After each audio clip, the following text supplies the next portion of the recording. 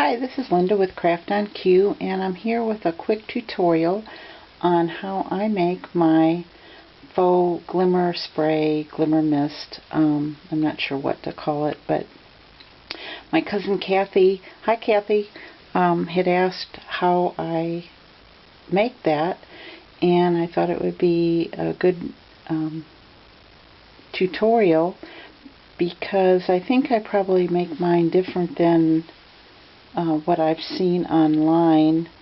I certainly have not seen this anywhere, so if someone else has done it, I apologize, and I'll be more than happy to put your link out there. Just send me a quick note. But I'd seen quite a few tutorials over time using the perfect pearls and also using Pearl-Ex. I have no perfect pearls, and I do have Pearl-Ex, but I was concerned about using Pearl-Ex because I have this. This was the very first glimmer mist I ever bought, the Tattered Angels, and I paid $7, $6.99 for it at a scrapbook shop, probably maybe 6 years ago or so, and the nozzle has been clogged ever since. I need to actually just put it in one of my other bottles. I have 3 color shines by Heidi Swapp. I have the green, the mustard, and the primrose. And then I have some Lindy's what are these called? Starburst. And I have these 5. The rest over on this side here are all my homemade, which I have yellow, blue, this is just a clear shimmer, this is a pink, and a purple. These are just clear bottles of water that I use on a regular basis. So I'm going to put this aside. I keep this right on the side of my desk. And I have this bottle that I either got at Hobby Lobby or the Dollar Tree, I'm not sure, and I filled it with water. Recently, with probably in the last 3 or 4 months, I saw somewhere where you should use distilled water if you're making various things. So this is the first time I've used distilled water, but since I had some in the house, I put that in here.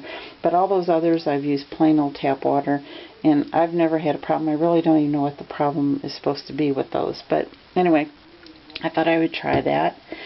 You need a little dab of Elmer's glue, which I did get that thought from some video somewhere. I suspect it was someone maybe using the Pearl-Ex because there's no binders in that. But I started out putting a dab of glue in my sprays, and so I just continued to do that. A re-inker today, we're going to make a green. This is Green Galore by Stampin' Up, so I thought I would use that. I always use a re-inker. I would suspect you could use things like the liquid watercolors, maybe those Dr. PH, and I would think you could even use Distress re-inkers. The Stampin' Up re-inkers are the only ones I have tried and used. And then what I use for my the glimmer part is this Winsor & Newton watercolor iridescent medium. This is, let's see, it's hard to put on an angle, but it's about filled to there at this point. And I have had this, a good 4 or 5 years. I paid $8.99 for it. I'm sure I used a coupon.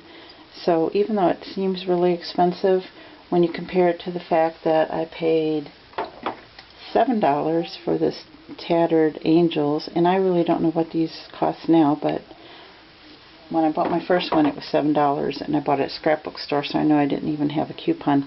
So this is a really good value. One thing to note, you need to shake this. You don't want to make a lot of bubbles, but you want to get that iridescent because it does settle to the bottom, and that will be the same for your spray, but I think that's the same for all the sprays, because I know my Heidi Swapp and my Lindy's, I have to shake it pretty well before I use it. So here we go. water.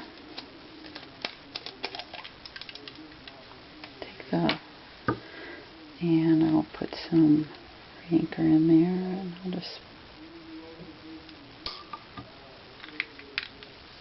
put some in there. The iridescent medium. Give it a good shake. Looks like there's still a lot of settling on the bottom here. It's been sitting a while. I haven't made any sprays for a while, and some of those are getting pretty low, especially the clear. I use that quite often, so I think this is pretty well shaken up. Let's take a peek here. That looks pretty good. And you just pour a little bit in.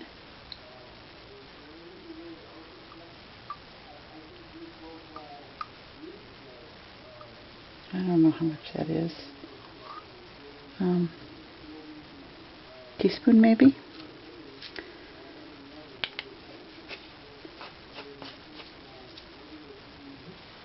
A little dab of the Elmer's, and it's just a little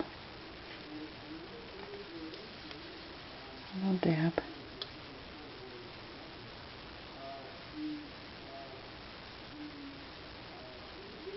Hardly any.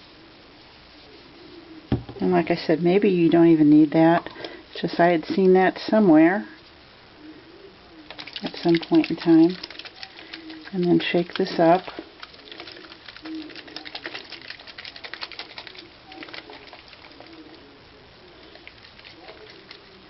And let's give it a try. This is some of my deli paper. We might have to add more inker on this. Hopefully the spray bottle works. Well, we are in a pickle here. I bet you this is a Dollar Tree one. Ah, that's frustrating. Let's see here if we can salvage this.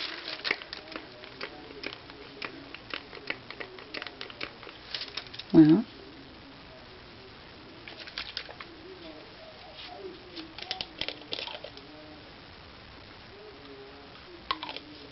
pulled it up somewhat.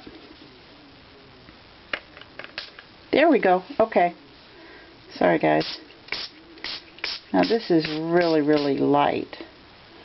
So I'm going to add a little more inker, probably quite a bit more inker actually. Let's put some more inker in there. There.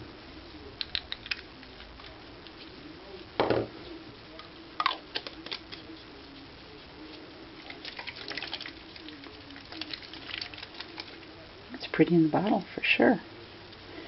Okay, so let's see what this looks like. A little bit darker. Let's try some. I'm going to move this aside real quick. This deli paper. And let's give it a try on my book paper that I keep and see how that works. Oh, that's a pretty color. I don't know if you could see how it looks. It's kind of a light green, which is what I was going for because my color shine here is a real darker. So this is kind of a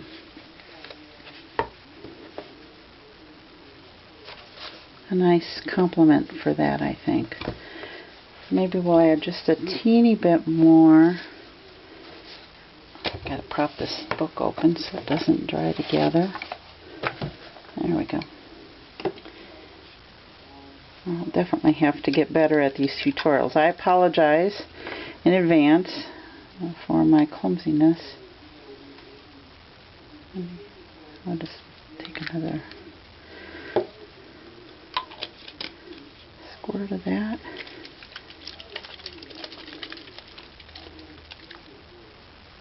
It almost looks like a pretty Christmas green. Oh yeah, that's better. I like that. Let's see how it will work on the deli paper. That's really pretty. And how about just on a piece of scratch paper that I have sitting here. Maybe it'll show up better there. It's hard to see on camera, the color. But it's very pretty and sparkly. That I don't know if you can tell the sparkles here, but boy, in person it sparkles. And once this deli paper dries, I could use the heat gun on it real quick. Whoopsie. And see, maybe you'll be able to see the sparkles better. It's kind of pooled up.